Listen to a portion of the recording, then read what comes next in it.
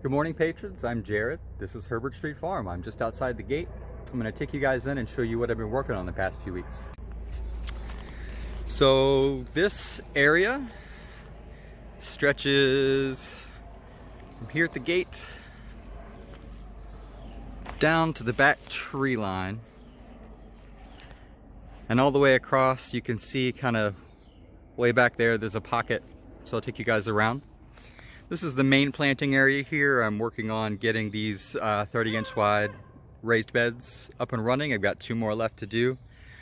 The first 3 are already planted. Some summer stuff, primarily squash, because I apparently have a squash problem. Let's see what else we got here. Lots of squash, pumpkins, some melons, a couple little tomatoes. Just some stuff I rescued from a big box store that was looking a bit sad. Pumpkins and melons. We got a row of Thai long beans here and regular green beans, so I'm going to trellis those. They will climb up and over to the next row, and in the process shade some of the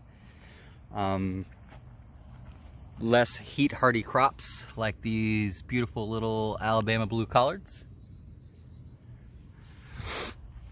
The first stuff that went into the ground over here was before I got the load of compost and topsoil. So this stuff is just planted directly into the host soil, which I just had tested, and it's pretty acidic and has some other issues that I'm working on, but overall it's not bad. So we got a row of sweet potatoes, a row of peppers over here with a tomato in the back, and then a row of tomatoes.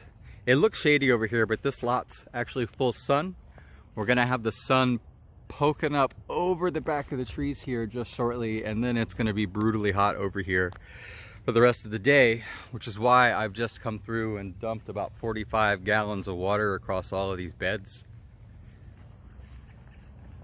Over here we've got a little mound. I just wanted an extra place to put some squash and melons, so we've got just topsoil and compost over here, traditional mound style. This whole area to the side here, bordered by these 2 juvenile black walnut trees, is full of irises, which is really bizarre.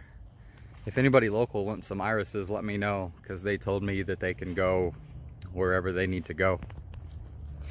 So I'm back here at what I consider to be the rear of the lot, which is the side closest to the homeowner, and you can see the primary growing area over here.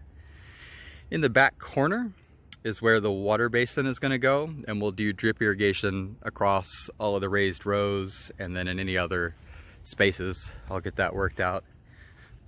So growing area number 3, with number 1 being in the back where we were by the fence, number 2 being this larger main area over here, and then number 3, which is a little bit smaller and a little bit more protected, but might be a great area for urban flower garden or possibly some cool weather crops. I haven't decided how I'm going to lay this one out yet.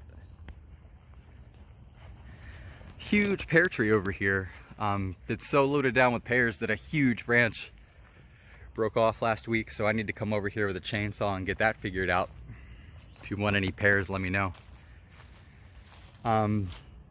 So what's next? Well, getting the rest of these beds done, and then working on the other growing areas, number 2 and number 3. For the time being, I'm going to let those squash vine out, cover up as much ground as possible so that I can know that it's taken care of, it's shaded, it's not being scorched by the sun. And then this area over here, once I get this tree fixed, I'll get working on that.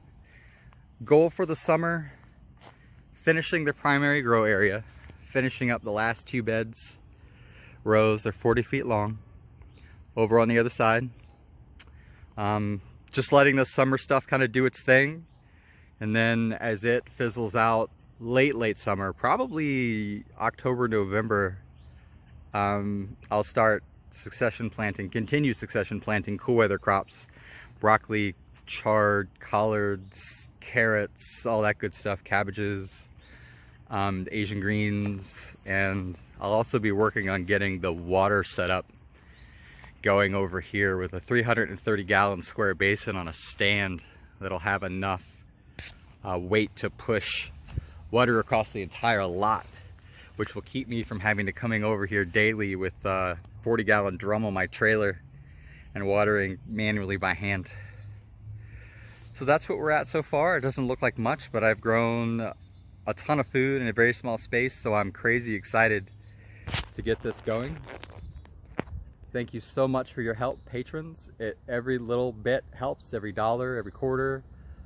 Seeds, soil, you know, hand tools, hardware for stuff, hoses, you know, I mean, the list goes on. And really, you can do this with very minimal resources, but I'm a big fan of efficiency and ergonomics, so I like to make sure that it could be happening for a while, that it's healthy and productive.